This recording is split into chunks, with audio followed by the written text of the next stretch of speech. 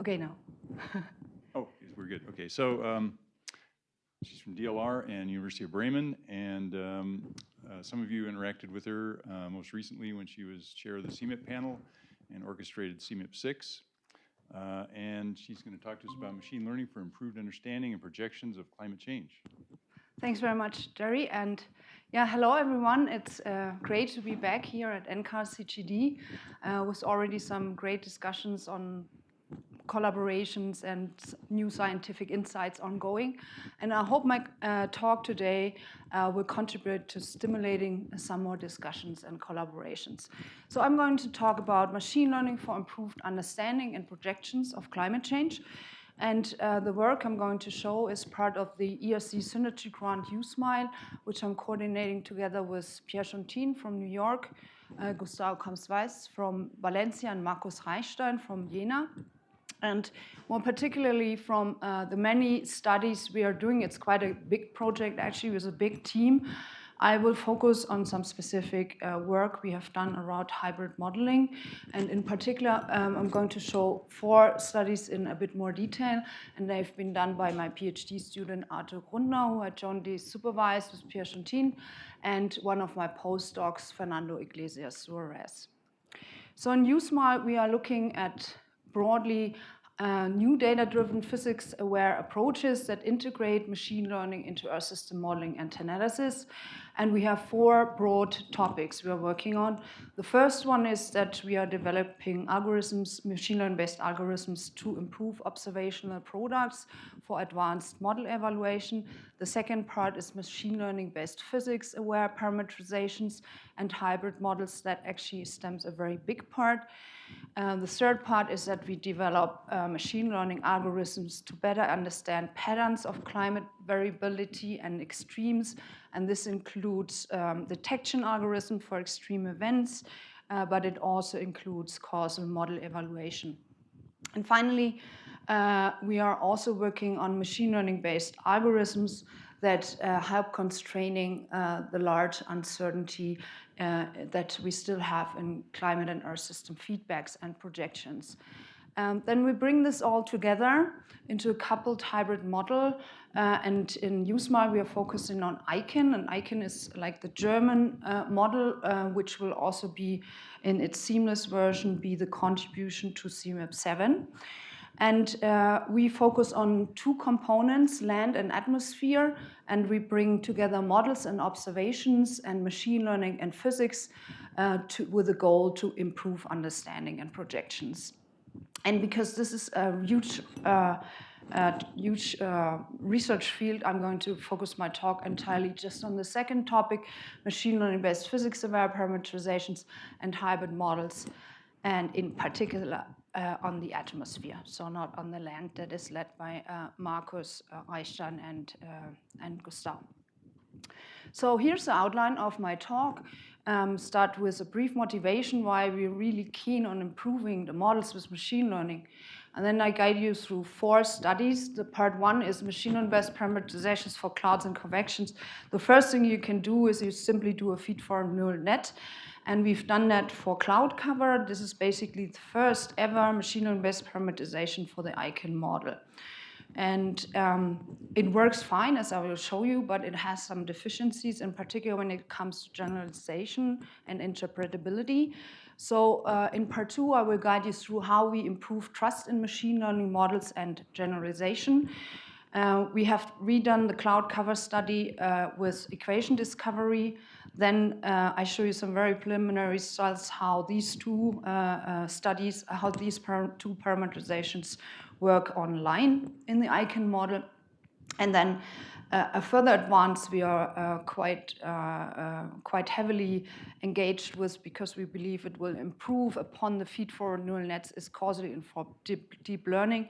And we have submitted a very nice study this year that I will show you. And in part 3, I will just give you one slide of overview what else we are doing in terms of machine learning for understanding the Earth system and for evaluating the models, and I close with a summary and an outlook. So let's go into the motivation. You all know this. So climate models and Earth system models are the most sophisticated approach to simulating the climate system, and we trust them because they're based on fundamental physical laws, and we evaluate them compared to observations.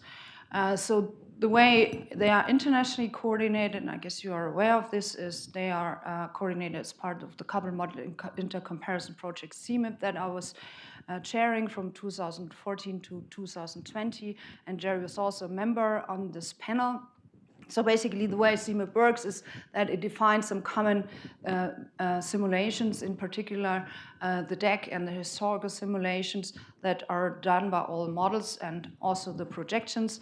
And then these simulations provide a joint, very informative base for understanding and projecting the climate system. So I just show you two examples of why these models are so important in the Earth system form and why they will remain important.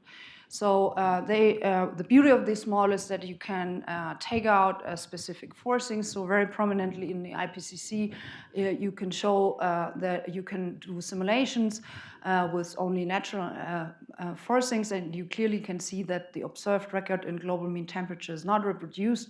It can only be reproduced if you include human and natural forcings, and there was a conclusion that it's unequivocal that human influence has warmed the atmosphere, ocean, and land. So that's one application. And another important application is, of course, future scenarios or future projections. So these 5 scenarios are the ones that were chosen for the CMIP 6 round out of many other possible ones. And they show 2 very high and high scenarios where CO2 emission pathways are just without any climate change mitigation, 2 low ones, and then intermediate ones. And then all these simulations are collected, and the multimodal mean is shown here. Is actually the constrained multimodal mean by the IPCC. And you can see here that only in the very low scenario, the 1.5 degree target can be met, and in all others, it is exceeded. So I don't want to talk long about this. I just want to make the point that these models provide a massively important information for understanding the Earth system, but also for international and national assessment reports like the IPCC. One task that we have is really we need to see whether these models are any good and whether they are improving over time. So this just shows the correlation pattern of the 3 different rounds, CMIP 3, 5, and 6, for near surface temperature, precipitation, and sea level pressure. And actually in the technical summary, I think we have 24 variables where this metric is shown. And more generally, we could conclude that really for the majority of the large-scale indicators of climate change, the models were improving. So that's good news, which is something we really need to demonstrate over time. Bad news. So we have some long-standing systematic errors in these models, and this shows the precipitation bias compared to observations. It's just a climatological mean. It shows heavy biases over the tropics, the double IPCZ, but also in certain regions. But even more important is that when you plot this for CMIP 5 or previous generations, you get exact same pattern. So this is so frustrating. And now the hope of this work is that we will do this better for CMIP 7, or that at least a part of the models can do this better. And we can show some improvements also in these systematic errors. Okay, the other stumbling block is the climate sensitivity. I'm sure you've seen this before. So this is just a metric that tells you how much the global mean temperature goes up when you double atmospheric CO2. And this is, in the early days, this range was between 1.5 and 4.5 degrees. And you can see that this has simply not reduced and hasn't even gone up. in CMAP6, which was quite a puzzle, which we have kind of solved, but we really need to constrain this range. And this directly propagates in the uncertainty we provide, for example, for temperature projection, but also all these biases enter our, like precipitation biases enter our projections. And this has, let's look now, why is this the case? So this is mainly due to subgrid scale parameterizations. As you know, Earth system models and climate models have a typical resolution of, let's say, 50 to 150 kilometers. So the processes that form a cloud and convection cannot be resolved. So you need to statistically represent them on the grid scale here for the variables you have for your state variables like temperature, precipitation, and so temperature, pressure, and so on. So our approach now is that we utilize massive data from observations, high-resolution cloud-resolving models, and progress in machine learning. But let me first say, so the way you could solve this problem is you say, okay, I simply resolve these processes. That brings you to high-resolution modeling, or as you call it here at NCAR, it would be ultra-high-resolution modeling. So just resolve these things, kilometer scale, 5 kilometers, or so on. But the thing is that if you run this model on kilometer scale, there's no way you can do this for like long-term climate projections with complex Earth system processes, and also to do ensembles that we need for us to study extreme events, for example. So currently these models run for like, say, a few months to 2 years or so, and there are a lot of progress needs to happen here. So they form a really good path forward of scientific information, but we will need to continue Earth system models on a coarser scale in order to answer our scientific questions. So our approach wants to bridge between the high resolution and the Earth system models. If we want to get a better cloud in a coarse scale Earth system model, that's basically the approach. And for the fast processes like clouds, we can utilize just very short high-resolution simulations. Okay, so the approach we are taking, here it is. So we are basically training a neural net on high-resolution simulations, like short, just a few months, or maybe a full global year on the globe. We coarse grain these, and what we learn is the subgrid scale tendencies that we can't resolve in the coarse scale model.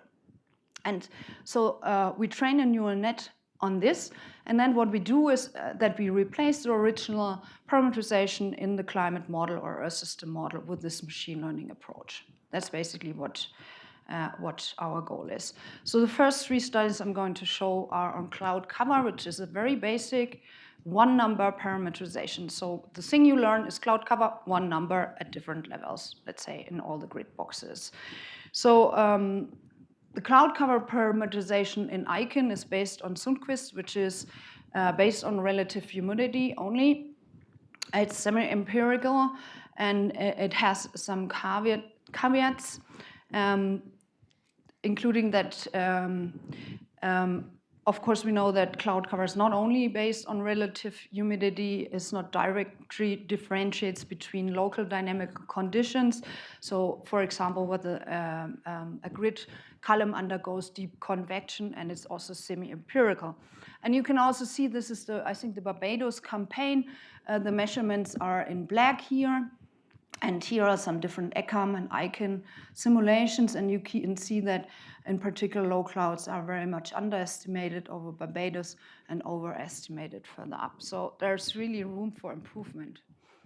The approach we take is that we learn from short simulations, as I said, and particularly here, we train on Eyring global storm resolving simulations. In particular, those here, we started with simulations that were available.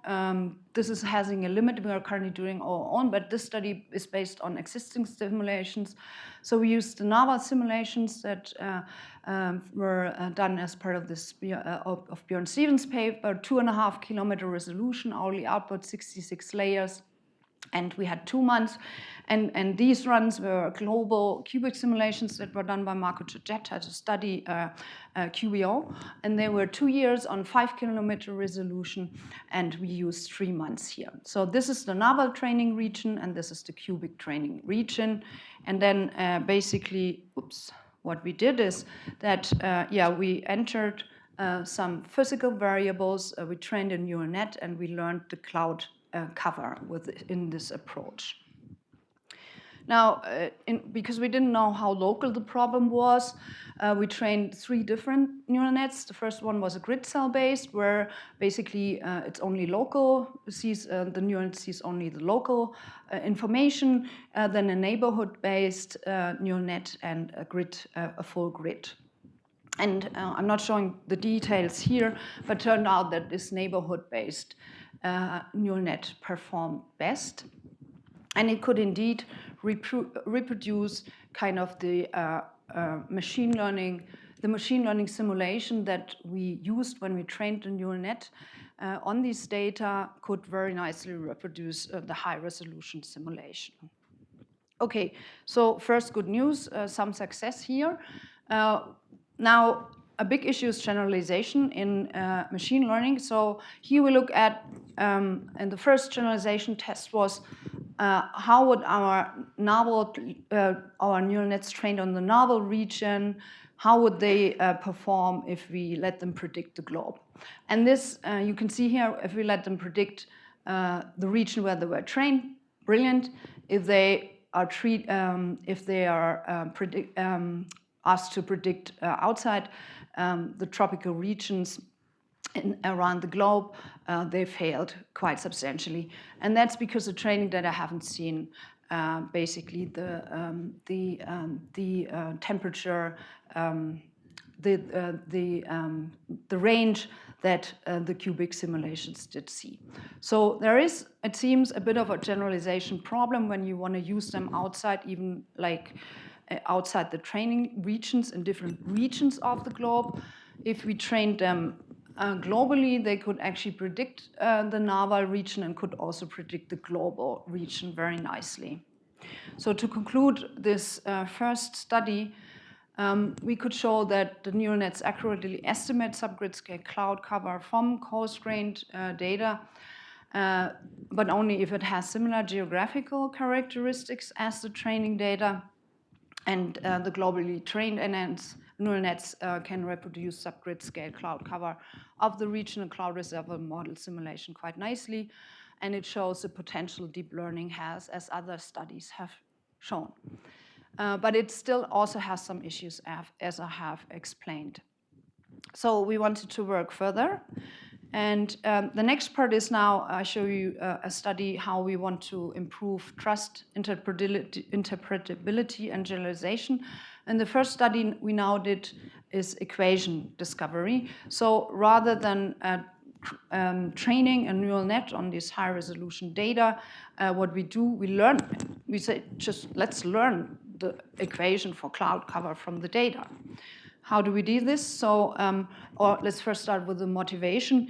A neural net is pretty complex and it's also hard to interpret.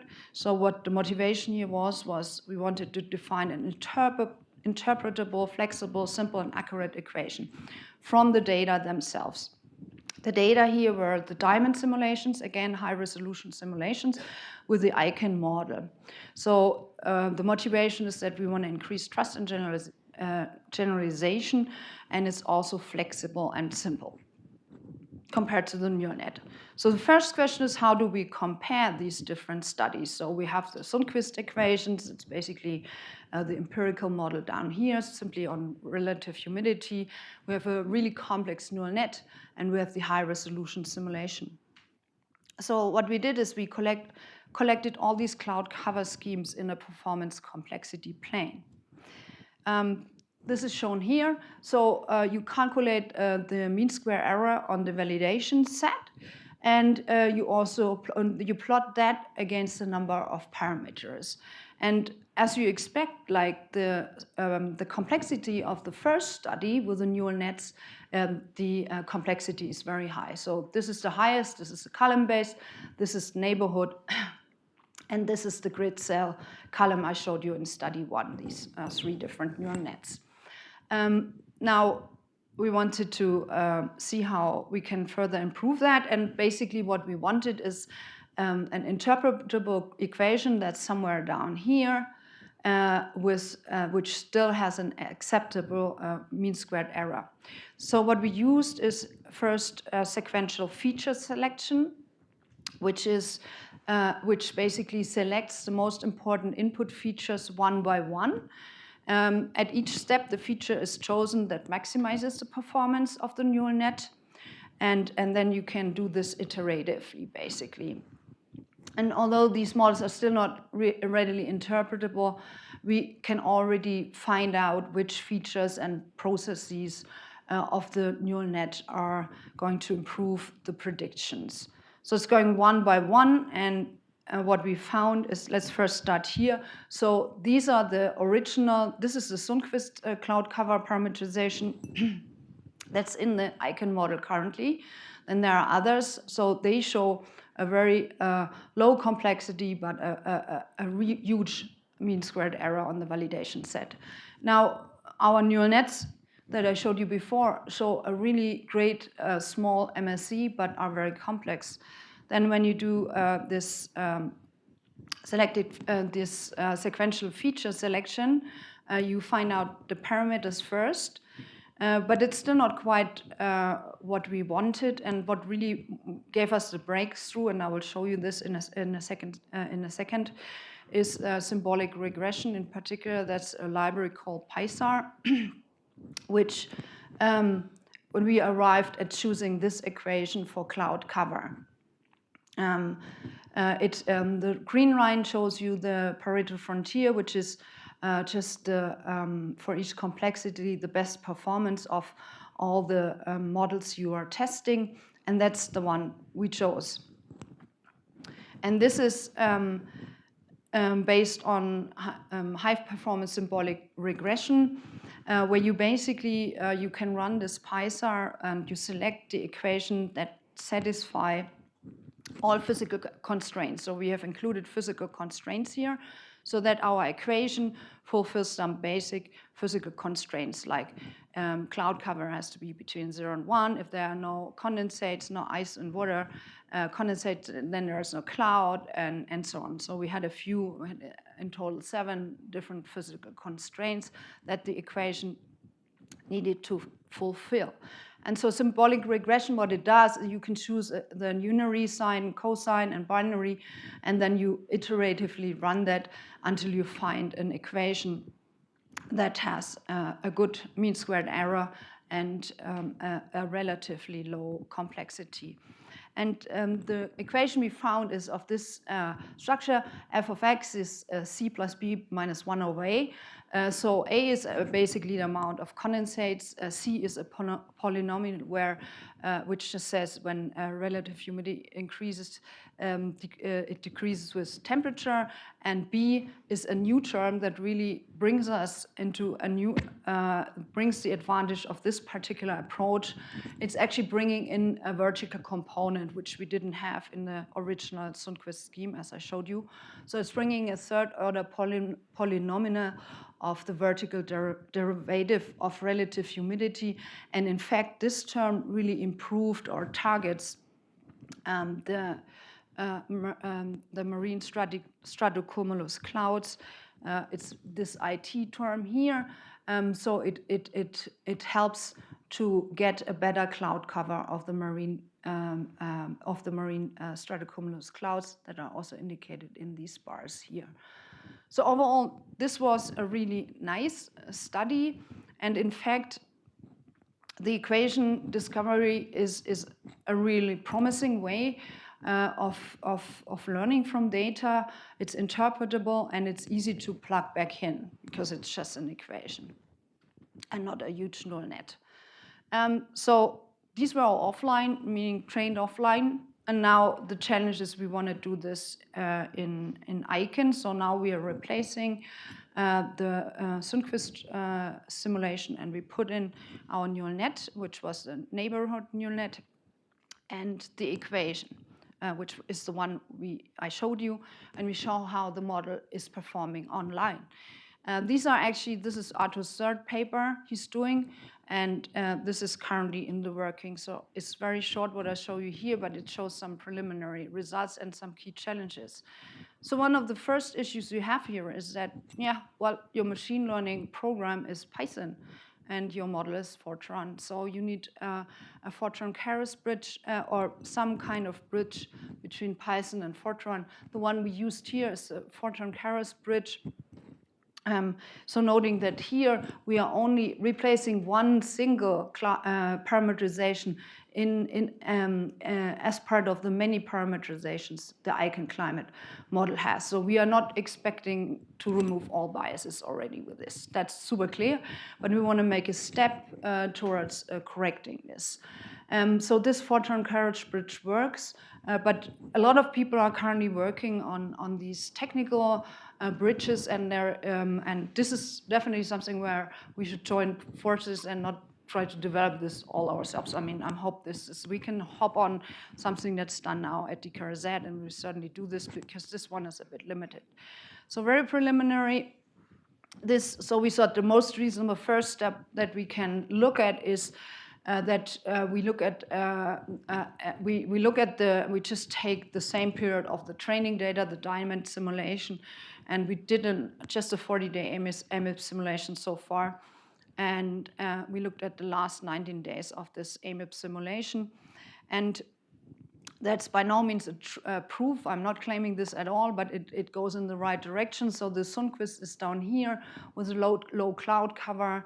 The diamond simulation are higher, error 5 is higher, and all the different neural nets we have tested are in this area, so do a correction in the right direction.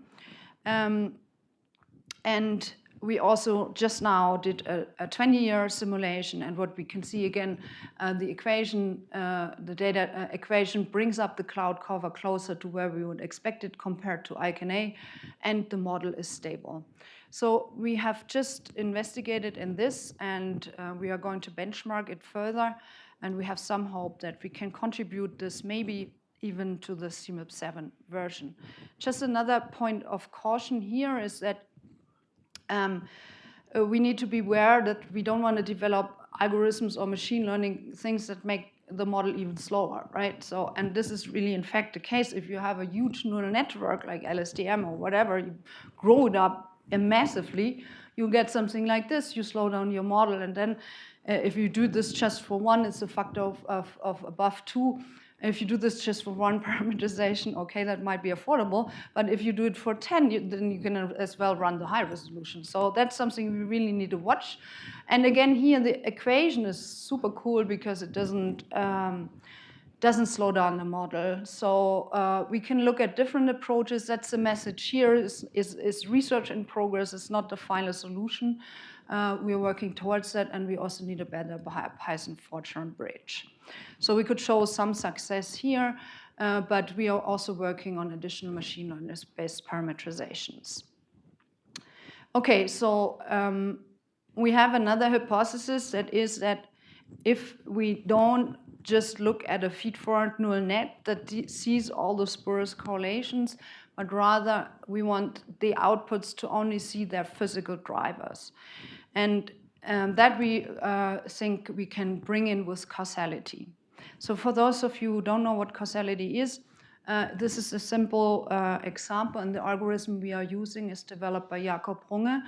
So let's say you have two variables, the temperature over the Ninyu region and the temperature over British Columbia. And the ground truth is that the temperatures over the Ninyu region impact on British Columbia temperatures, but not vice versa. So when you do a simple correlation, you just get a correlation between the variables, and you can't see this. However, when you do causality, so that would be what you would see here. You could see that you get, so the way causality works is removing spurious links. So it will remove the spurious links from that British Columbia temperatures impact Ninyu temperatures, and it will also give you the causal link and the time lag. So here it's 2 months that the Niño region impacts on British Columbia temperatures, just as an example.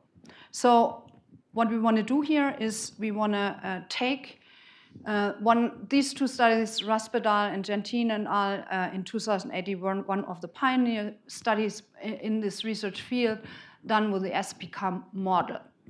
And they could show, so SPCAM is a superparameterized CAM model, and they could show that after brute force, they could train a neural net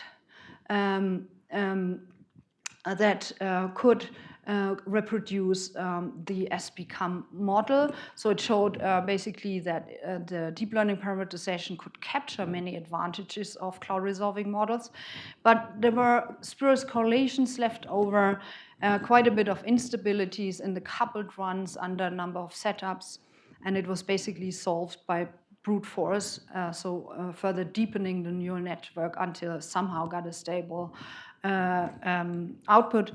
And there were limitations with out-of-sample temperatures and the lack of the understanding of the fields driving subgrid scale processes. So we took it exactly from there. We took exactly this setup, SPCAM, and we replaced this neural net, the deep neural net they have used, with a causally informed neural net. That's the entire goal of this study, is to ask, can causally informed neural networks do better compared to feed-forward neural nets? So, as I said, here you now want to have the physical drivers. So each output of yours, this is for convection, sorry, we're learning convection. So each of your outputs has basically, let's say, temperature tendency in the upper troposphere, has different physical drivers. So that means that instead of having one fully coupled neural net, for each output we had a separate input set. I hope that's clear. So we first run causal inference on the input variables, and we sort out those with spurious correlations to each of the outputs. So we get 65 single neural nets instead of one coupled for each of these outputs. And because we want to compare this, we can't directly compare it to the Raspadal setup. We create a vanilla case where we just have a non-causal neural network, also single for each of the outputs here. Okay, so, and then it is a bit complicated, and I'm just talking about these things here. So the goal we had was that we were hoping that by removing spurious correlations, we would address the main goal that the neural net is basically related to the physical drivers. So this shows you the input and output for the moisturing tendencies and for the heating tendencies. And it shows that the moisturing tendencies are mainly dominated by itself, basically, and that the temperature tendencies are based on humidity and temperature, and that is some physical understanding, and we could remove some of the correlations, spurious correlations you would see if you had a simple correlation plot. I'm not showing this here. So that brought us in the right direction, and also we get some additional evidence that this is really physical because we were running it under plus 4K climate. And again, we see the same input-output correlations. So we are hoping that because it is similar in a very different climate, it kind of relates to the physical drivers because it's robust across different climates. And then we put it back to in the online performance. And this is, again, the SPCAM mean. It shows the temperature. And here are the tendencies in the high-resolution model that we used to train. And we now compare the causal neural net and the non-causal neural net, which has shown the vanilla case. And we can see that the causal neural net is significantly advancing in terms of reducing biases here, and also reproduces the temperature much better. So it shows the temperature bias. It shows that this causally informed technique had brought us a step forward toward making it more realistic. It's still not what the end, so it's quite sequential as we do, and so we're working on a more integrated causal and approach. But the one plot I'm actually very enthusiastic about is indeed the precipitation here. So that shows the S become in the black line here, and the non-causal is the blue line, and our causally informed neural net really does a much better job in simulating precipitation. And again, that's a promising step, no proof at all at the moment. We are currently moving this over to Eyring and are going to redo the study with further advances in this feature selection process, basically. Okay, so part 3, I said, so this was all I wanted to show on the hybrid model. It's not that we are yet at a stage where we run this out there, CMIP7 ready, far away, but we are working hard, and we are discussing with the team who's doing the CMIP7 setup to help with the evaluation of the simulation to maybe put some of this in. Okay, so we are also working, as I said, in part 3 on several studies where we use machine learning to help understanding or evaluating the models. So we've learned, we applied a variation autoencoder decoder to learn convection. A big part of our work is actually using this causal inference algorithm to do causal model evaluation, where you basically derive causal networks from observations for specific processes or networks, and then you compare this to observations. And we did this for understanding modes of climate variability and also understanding Arctic teleconnections. We had quite a nice study on constraining uncertainty in multimodal climate projections using feature maps. This was on GPP. And the feature maps really show you which variables are important in the model weighting system, which is a very nice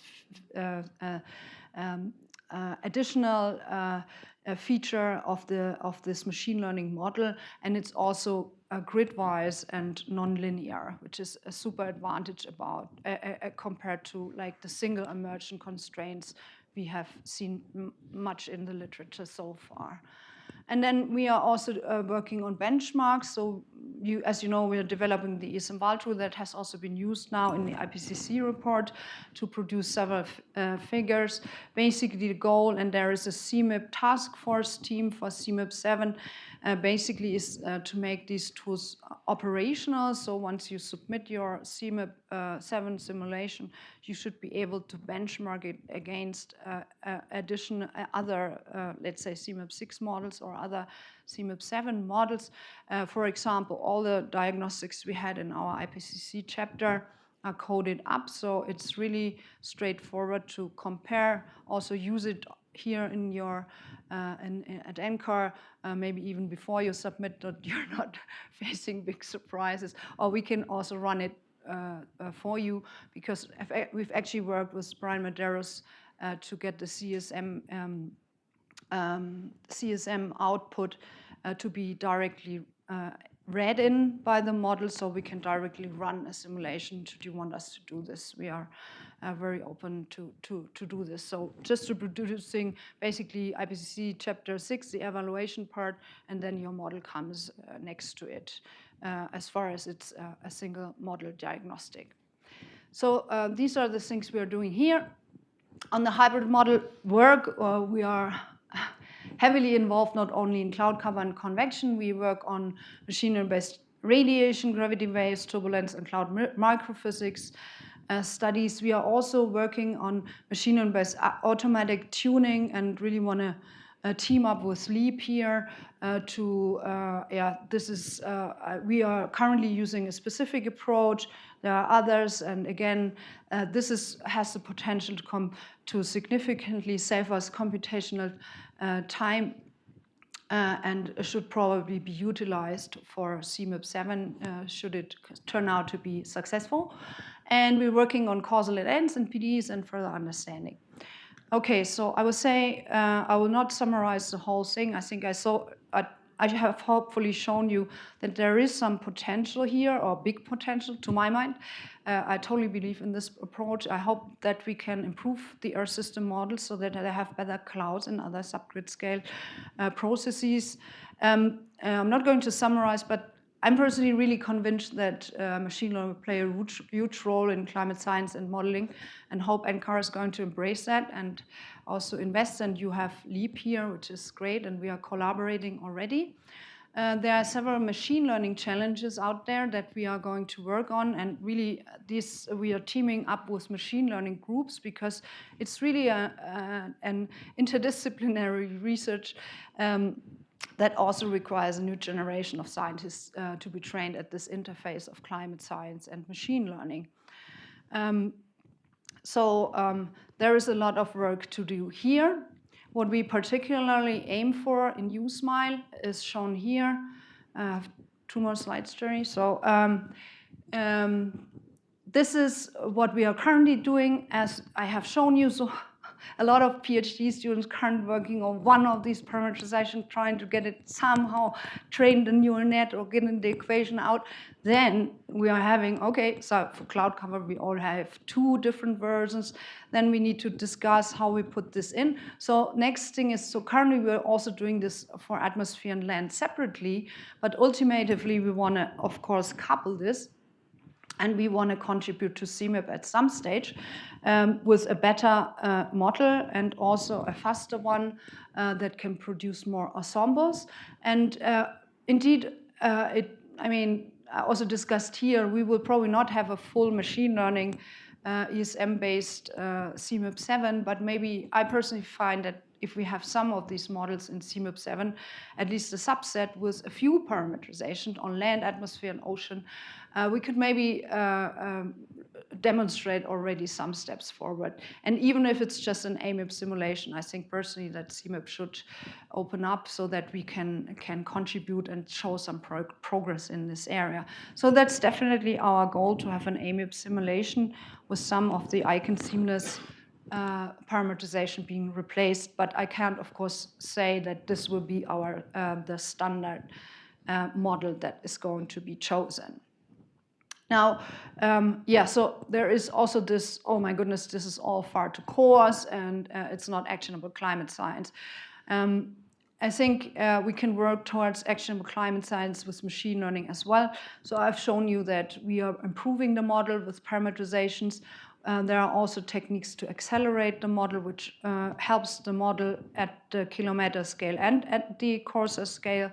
So this all together can also contribute to advances in climate science that alleviates many biases, reduce uncertainties, and makes hopefully the possibility, open up the possibility to have larger ensembles, and it can also contribute to this digital twin Earth activity where the user is basically should be allowed to do interventions. So that's very different from the current projections we are having, and we need to revise our approaches completely here to serve these digital twins, and machine learning can play a role here. So this is my last slide. So I also, so there is currently this, the EVE Berlin Summit, as you know, and this kilometer scale modeling activity. And I personally think these 2 things need to go hand in hand. So what we are planning here, and this is actually the joint USmile LEAP approach. So LEAP has the CSM at the heart of developments. We have the icon model at the heart of developments. We are extensively collaborating, exchanging knowledge and routines. We publish everything open source anyway, so we are working on benchmarks jointly. And this is a great collaboration. LEAP is coordinated by Pierre Chantine, who is also co-PI in the UseMy project. So what we do, as I have shown you here, is that we learn from the kilometer scale, from short simulations, to improve subgrid scale parameterizations towards a coupled hybrid Earth system model for ICANN and for CSM in UseMy and LEAP. But this approach can actually also benefit kilometer scale modeling because, of course, also kilometer scale models have still parameterizations like turbulence and microphysics you just can't resolve at 1 kilometer or 5 kilometer. So by learning instead of kilometer scale from direct numerical simulation or LES simulation, we are working on turbulence and microphysics and can basically improve this model, but also the kilometer scale.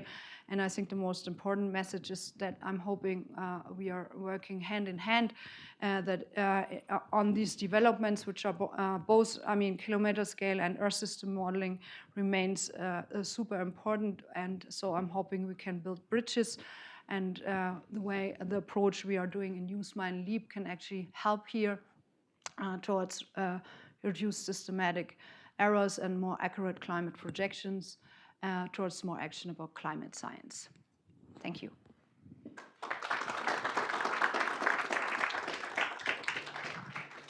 Thanks, Veronika. Any questions? Yep. Yeah, first, thanks. It's a lot to process. I don't know if you'll make your slides available later. I'd love to look through them. I could, the PDF, because the PPT is huge. I love that you called out the performance cost of the machine learning thing, but I wanted to go back a little bit. You were talking about you used these 2 months and 3 months high resolution data sets to train. Have you done any qualitative examination of what happens if you use a little less or a little more data on the value of the machine learning parameterization? Yeah, so we have done several studies that I have not shown, including we also looked at the features that were important in the training by using a library for unexplainable AI. Yes, so we have as I showed you 2 of these studies, like when we only train on narwhal in a specific region. There is a limit. If you have not enough data, it will fail. So it's a good question to ask. Actually, that was the first question I was always puzzled. Is it now do we have not enough training data, or is it because of other things? So the generalization studies tests I showed you are examples towards that. And so I think they clearly showed that you could solve the problem I showed you by just having more training data, right? You can just do only global, and if you had 10 years, maybe that would improve the situation, but it's just not what we have. Sure. And it's hard to know whether, so for the data we had, we did what we could, but we can't really say if things improve dramatically, but probably they would if you had more data, if you also include observations. So these are things that we are working on, learning from heterogeneous data sets as well. Yeah, go ahead. I really like this equation approach, also because you showed that if you take your machine learning algorithm, the neural network approach out of domain, for example, into another spatial domain or into the future, it could go wrong. Whereas if you have an equation that you can understand, that is so much nicer. Is there a way to interpret the equation? I think you showed the terms and you add a polynomial. Is there a way to... Exactly. So I think that's exactly what is the advantage. So the additional term compared to the it brings in the vertical, right? So exactly, and that really helps getting the low clouds, the marine low clouds, better, which are super underestimated. It's one of the main biases we have. Mm-hmm. And if it goes well in this direction, it's really something as I said, it brings in a term that accounts for the non-locality of the problem by differentiating different basically situations, convective situations. So it's something that seems to be understandable from the physical side, And that's actually what we desired, so that it's interpretable and doesn't produce nonsense. It's really nice. I also quite like it, actually. I was quite excited about this approach. Yeah. Right behind you, Dave, and then you. So I guess I have a related question regarding to the last two questions. Regarding the equation discovery with symbolic regression, I guess, is that just as sensitive as, how sensitive is the symbolic regression to the actual data itself? Is it more or less sensitive than traditional like deep learning models in comparison to the training data? Yeah, we haven't yet fully tested generalization on the data equation. We have to do this still. I think do you mean the choosing of the equation? Yeah, I guess like if you had half the training data, do you think you would end up with the same equation essentially, right? Like how? Yeah, so we did some tests, but we didn't test, for example, this one. This will be in the current study Arthur is doing. We are looking at this, not in this paper. This was just, we learned this, but you can see here that basically the choice is a bit arbitrary. You find different equations. So you need to make a choice, and Arthur really invested a lot of work in optimizing this approach with these physical constraints that are then fulfilled, and then he looked at all these equations and looked at which ones basically minimize the mean squared error. But as I said, like how they perform in other climates, we still need to test. Dave? Go ahead, Dave. Me? Yeah. So yeah, sort of along the same lines, right? I guess you sort of explained it. There's multiple equations which would all come close, and so that's sort of an interesting problem as well, right? To just, you're making a decision and then you're going to try to physically interpret it, but there's another equation, with a correlation that's almost as good, that's might be different and give you a different physical interpretation. So that's just a couple. It's very hard to judge, and I think that is something. I think this study has shown. I actually really like it. It shows the potential in equation discovery. But before a decision can be made that we really recommend one equation for, let's say, eigenseamless, we have to do further work, and that's part of the online studies. We also have to do different climates like plus 4K, minus 4K in an online version and see how it performs.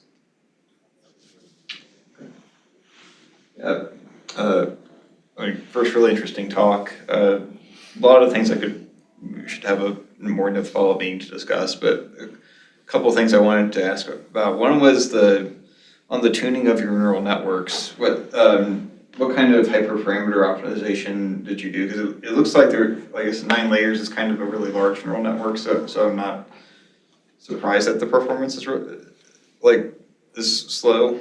Yeah, so the Raspberry we didn't retune, but we just took it from where it was. So we haven't done any additional hyperparameter tuning on the Raspberry neural net. We just took the exact same. For Arthur's study, it varies from neural net to neural net. Mm-hmm. Just checking whether this is here. No, it's not. Okay, let's just see. So yeah, it's here, for example. So they were actually the training validation test set, they varied between these because they have different complexities, so also the size varied, and also the way these things were trained varied. For the novel trained neural nets, we used randomly split the data into training and validation tests, and for the qubit trained neural nets, we used a more challenging approach. So Arthur has done quite some work on training here, and also hyperparameters. I think I have one here. So here are the hyperparameters we trained for Arthur's studies. And as said, for Raspberry, we just took it from where he was, because we wanted to just see what this causal informs brings compared to the original feed-forward approach. Yeah, this is helpful to see in that. Yeah, we can further discuss. Yeah, the one point I was also may make for the audience here on the Fortran Keras Bridge. I was just looking at the code for how they actually implement the matrix multiplications and activation functions, and it's not optimized at all. It's using kind of the default matmul and like something I like in my own building these things found that like the activation functions are actually where a lot of the bottlenecks show up. And how you do that makes a big difference in performance. And then if you replace matmul with dgem, that also speeds things up quite a bit. Yeah, so that speaks to this yellow thing here, Yeah. that we need better Python Fortran bridges. And actually, it also, this bridge wouldn't even work for more complex parameterization like conventions. For this one, it has worked. It was what was available. We just took it. And these numbers, so therefore, these numbers are shouldn't be taken for granted. They can go down if we have better bridges. And it's just also, I think it's nice demonstration that we also, when we develop these things, we need to keep this in mind, that we could have a brilliant neural net which is super complex, but then somehow it needs to go in this model, and we need to watch this. I think that's all I want to say, and hopefully we get neural nets that are competitive also in terms of computing power. Rich? How do these neural nets operate with respect to time? You train it, inputs, outputs, and so on a particular time within the model, you just say, okay, what is the input, temperature, humidity, this is the cloud fraction output. Yeah, now, that's not a unique solution to that vertical profile of temperature and humidity. It's basically each time step indeed. Because you could imagine a cloud curve existed previously and it's in the process of evaporating. I'm just wondering whether you view that as important. So good point. I mean, there are approaches that you basically not only take the current time segment, and you can take like there are neural nets that also consider like the memory of a system, and you can take long-term, short-term memory neural nets that would cover this. This is often done, for example, for when you train on extreme events or a memory effect for extreme events. This approach won't help you. So the type of the neural net and the things you need to consider in terms of what you need to cover is something that determine what you should actually use. But there are approaches out there that don't only look at just the current time set, but also previous ones, and we are considering this in other studies as well.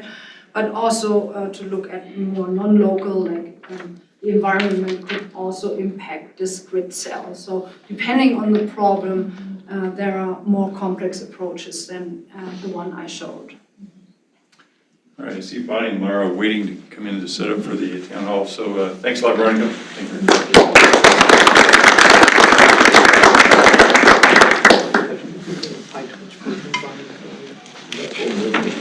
you.